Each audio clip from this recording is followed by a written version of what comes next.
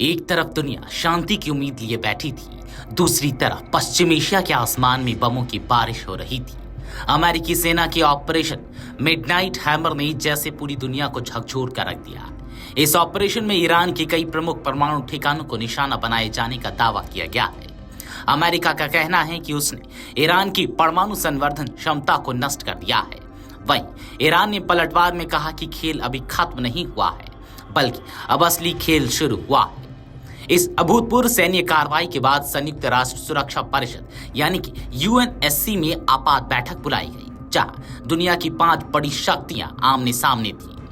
America की राजदूत डोरेथी शिया ने कहा, हमने यह हमला अपने नागरिकों और सहयोगियों की रक्षा के लिए किया। अगर ईरान अब कोई जवाबी कार्रवाई करता है तो उसका परिणाम विनाशकारी होगा। वहीं ईरान के सर्वोच्च नेता अयातुल्ला खामेनेई के सलाहकार अली शमखानी ने कहा, हमारे पास समृद्ध यूरेनियम, स्वदेशी ज्ञान और राजनीतिक इच्छा शक्ति अब भी है। परमाणु ठिकाने भले नष्ट हो जाएं, लेकिन आत्मा जिंदा है। ईरान की संसद ने होर्मुज जलडमरूद मध्य को बंद करने संबंधी प्रस्ताव पारित कर दिया है। यह जलमार्ग वैश्विक तेल आपूर्ति का मुख्य रास्ता है। इसके बंद होने से दुनिया भर में ऊर्जा संकट गहराने की आशंका है। विशेषज्ञों के मुताबिक यह कदम अमेरिका और उसके सहयोगियों के लिए रणनीतिक चुनौती बन सकता है। चीन के राजदूत फू कांग ने यूएनएससी में कहा, ईरानी परमाणु ठिकानों पर अमेरिकी हमलों की हम कड़ी निंदा करते हैं। चीन तत्काल युद्ध विराम की मांग करता है। रूस के राजदूत वसीली निमेंजिया ने अमेरिका पर तीखा हमला बोलते हुए कहा, यह हमला पेंडोरा बॉक्स खोलने जैसा है। अमेरिका ने अंतर्राष्ट्रीय समुदाय और मानवता की सुरक्षा के साथ खिलवाड़ किया है। यूके की राजदूत बारबरा वुडवर्ड ने कहा, हम ईरान से संयम बरतने की अपील करते हैं। केवल सैन्य कार्रवाई से परमाणु मुद्दे का स्थायी समाधान नहीं हो सकता है। पाकिस्तान के प्रतिनिधि असीम इफ्तिखार अहमद ने कहा, ईरान के साथ हम खड़े हैं। इजराइल और अमेरिका की आक्रामकता क्षेत्र को बर्बादी की तरफ ले जा रही है।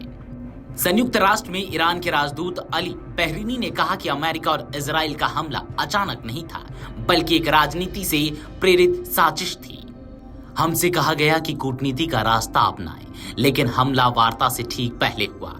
इसका मतलब है कि असली मंशा बातचीत नहीं, दबाव बनाना था।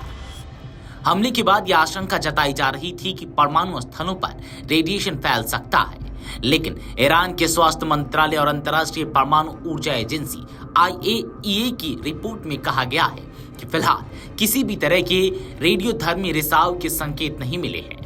इस पूरे घटनाक्रम के बाद अमेरिकी और इजरायली खुफिया एजेंसियों ने आशंका जताई है कि ईरान सीधा या अपने सहयोगी गुटों के जरिए जवाबी हमला कर सकता है। अमेरिकी सैन्य ठिकानों को हाई अलर्ट पर रखा गया है। राजनीतिक विश्लेषज्ञों का मानना है कि यह टकराव अब एक पूरे क्षेत्रीय युद्ध में बदल सकता है। होर्मुज जलडमरू मध्य का बंद होना वैश्विक ऊर्जा संकट को जन्म दे सकता है। अमेरिका और इजराइल की कार्रवाइयों ने जिस प्रकार से ईरान को घेरा है, उसके जवाब में जो कुछ भी होगा उसका असर पूरी दुनिया पर पड़ेगा। अब सबकी नजरें फिर से संयुक्त राष्ट्र सुरक्षा परिषद की अगली बैठकों और अंतर्राष्ट्रीय कूटनीति पर टिकी है। दुनिया की बड़ी शक्तियां चाहती हैं कि ये आग जल्द से जल्द बुझ जाए, लेकिन सवाल ये है कि जब दोनों तरफ की तलवारें मैदान से बाहर निकल चुकी हैं, तो क्या सिर्फ शब्दों से जंग रोकी जा सकती है? ऑपरेशन मिडनाइट हैमर ने न सिर्फ ईरानी परमाणु स्थलों को प्रभावित किया है, बल्कि वैश्विक राजनीति को नए सिरे से परिभाषित करने की शुरुआत कर दी है। अब यह संघर्ष केवल 2 देशों के बीच नहीं रहा, बल्कि यह अंतर्राष्ट्रीय स्थिरता, ऊर्जा आपूर्ति और कूटनीति की साख का बड़ा इम्तिहान बन गया है। Video desk amarujala.com। अगर आप ये वीडियो YouTube पर देख रहे हैं तो हमारे चैनल को सब्सक्राइब कर बेल आइकन दबाएं, और Facebook पर देख रहे हैं तो हमारे पेज को लाइक करें।